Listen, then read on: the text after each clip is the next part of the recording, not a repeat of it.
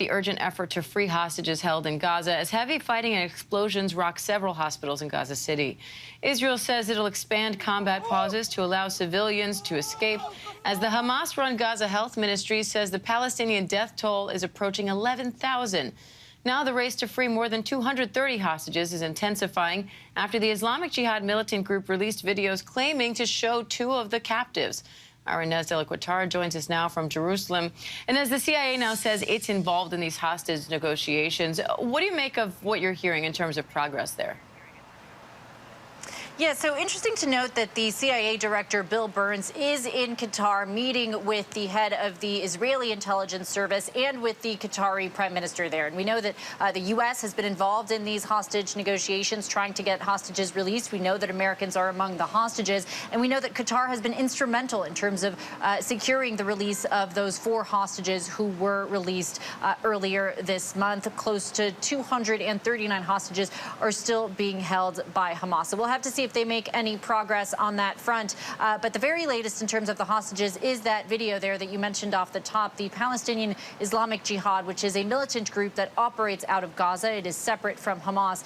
They released that video. We know that they are holding on to some hostages, unclear just how many, but it's estimated that they may have anywhere between 30 to 40 hostages. And they released a video showing a woman and a young boy, a 12-year-old boy there in the video, both of them talking about their conditions, thanking their captors, and also blaming the Israeli prime minister for the situation, calling on the Israeli prime minister here to do more to free them. The IDF has responded to that video, calling it psychological terrorism, psychological warfare. There were reports that the Islamic Jihad might decide to release some hostages, and then Israeli media was reporting that the hostages in question could be the 2 hostages in that video. All of that is unconfirmed at this point, but we do know that negotiations are ongoing to try to release some of these hostages. Now, in a statement released by the Hamas-run Gaza Health Ministry, the director of a children's hospital inside the Al-Nasser hospital complex is saying the medical facility is completely surrounded by Israeli tanks and that they're unable to provide even the slightest medical services to patients. And what's the latest on that? Yeah, Diane, so that is really the big headline today, is the concerns regarding these hospitals, the numerous explosions that we are hearing about at or near these hospitals across Gaza. So we heard reports of explosions at the Indonesian hospital. We also heard from the head of the Al-Nasser hospital, who, like you say, says that his hospital is encircled and that at least 60 patients are at risk of dying if they are not evacuated. Lots of concerns also about the Al-Shifa hospital, an explosion there on the grounds of the Al-Shifa hospital.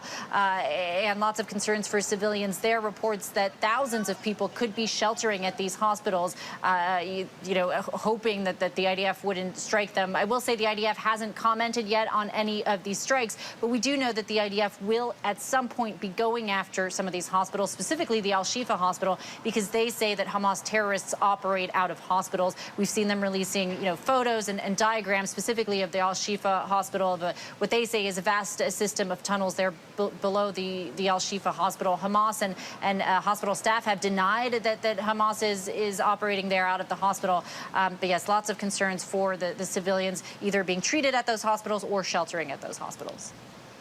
And as we're also hearing about a surge of deadly violence between Israeli settlers and Palestinians living in the occupied West Bank. Now, that's not a new problem, but how have things deteriorated since the start of this war?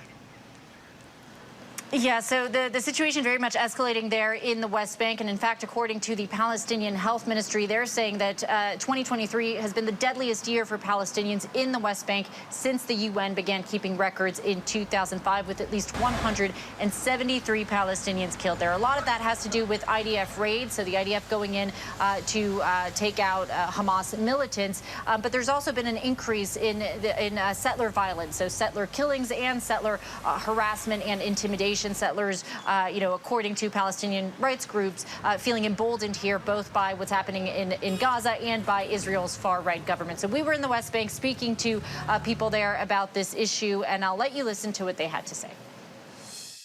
I am not expert in weapons, but there is difference between the small one and the big one. They are distributing the gun machines like you are spreading bread to the people. They closed the entrance and they didn't allow to anybody. If you have Some pregnant, they cannot go to the hospital. If you have some old man, he need to go to hospital. Also, it's not easy. They are saying, go to Egypt, go to Jordan. You're asking me to leave my land? And we should point out, Diane, that, of course, settlements are considered illegal under international law. What Hazem is referring to there, the guns being handed out, is an initiative undertaken by the Minister of National Security, Itamar Ben-Gvir, who is a settler himself. He's also loosened gun regulations for Israelis. And so, you know, lots of concerns here, yeah, that settlers are feeling emboldened, that Palestinians are being displaced from their homes. We know that at least 900 Palestinians have so far been displaced from their homes just since the war began. Diane.